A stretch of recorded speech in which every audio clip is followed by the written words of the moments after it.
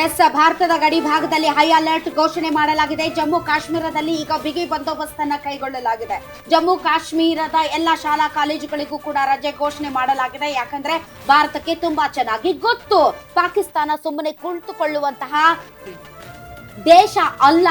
ಅದು ತನ್ನ ಎರಡೂ ಕಣ್ಣು ಹೋದ್ರೂ ಶತ್ರು ದೇಶದ ಒಂದು ಕಣ್ಣು ಹೋಗಬೇಕು ಅನ್ನುವಂತಹ ಕಿತಾಪುತಿ ಬುದ್ಧಿ ಉಳ್ಳಂತಹ ಅದು ಒಂದು ದೇಶ.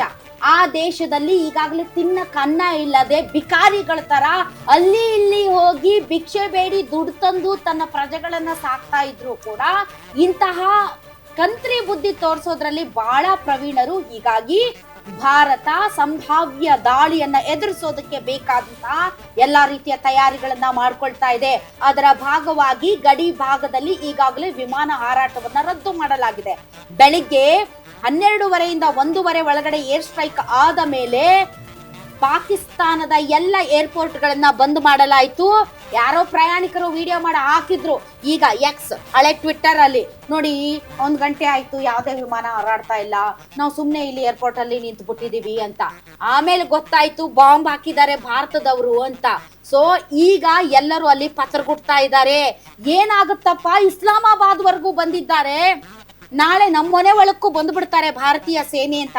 ಪಾಕಿಸ್ತಾನದ ಪ್ರಜೆಗಳು ನೋಡಿ, ನೀವು ಈ ಟ್ವಿಟರ್ ತಗೊಳ್ಳಿ ಅಥವಾ ಸೋಷಿಯಲ್ ಮೀಡಿಯಾ ತಗೊಳ್ಳಿ, ಎಲ್ಲರೂ ಕೂಡ ತಾವು ಯಾವ ರೀತಿ ಭಯಭೀತರಾಗಿದ್ದೇವೆ ಮತ್ತು ನಮ್ಮ ದೇಶದಲ್ಲಿ ಯಾವ ರೀತಿಯಾದಂತಹ ಪರಿಸ್ಥಿತಿ ಇದೆ, ನಮ್ಮ ಯುದ್ಧ ವಿಮಾನಗಳಿಗೆ ಬೇಕಾದಂತಹ ಯಾವುದೇ ಸೌಲಭ್ಯಗಳು ಇಲ್ಲ, ಈ ತರದ ಹಲವಾರು ವಿಚಾರಗಳನ್ನ ಅವರೇ ಬರ್ಕೊಂಡು ಅವ್ರ ದೇಶದ ಮರ್ಯಾದನೆ ಅವರೇ ಹಾಳು ಮಾಡ್ಕೊಳ್ತಾ ಇದ್ದಾರೆ. ಇಂತಹ ಸಂದರ್ಭದಲ್ಲಿ ಇಡೀ ದೇಶವಾಗಿ ನಾವು ಯಾವ ರೀತಿ ಒಗ್ಗಟ್ಟನ್ನ ಪ್ರದರ್ಶನ ಮಾಡ್ತೀವಿ, ಒಂದು ಪ್ರತಿಪಕ್ಷದಿಂದ ಹಿಡಿದು ಇಡೀ ದೇಶ ಯಾವ ರೀತಿ ಇರ್ತೀವಿ, ಮತ್ತು ಇಂತಹ ಸಂದರ್ಭದಲ್ಲಿ ಬಹಳಷ್ಟು ಗಮನ ಸೆಳೆಯೋದು ಊಹಾಪೋಹದ ಸುದ್ದಿಗಳು, ಸುಳ್ಳು ಸುದ್ದಿಗಳು ಮತ್ತು ಜನರನ್ನ ತಪ್ಪು ದಾರಿಗೆ ಎಳೆದುಕೊಂಡು ಹೋಗುವಂತ ಸುದ್ದಿಗಳ ಯಾವುದೇ ಸುದ್ದಿಗಳಿಗೂ ಕೂಡ ತಲೆ ಕೆಡಿಸ್ಕೊಳ್ಳಕ್ಕೆ ಹೋಗಬೇಡಿ ಸಾರ್ವಜನಿಕರು. ಯಾಕೆ ಅಂತಂದರೆ ನಮ್ಮ ಭಾರತೀಯ ಸೇನೆ ಸನ್ನದ್ಧವಾಗಿದೆ.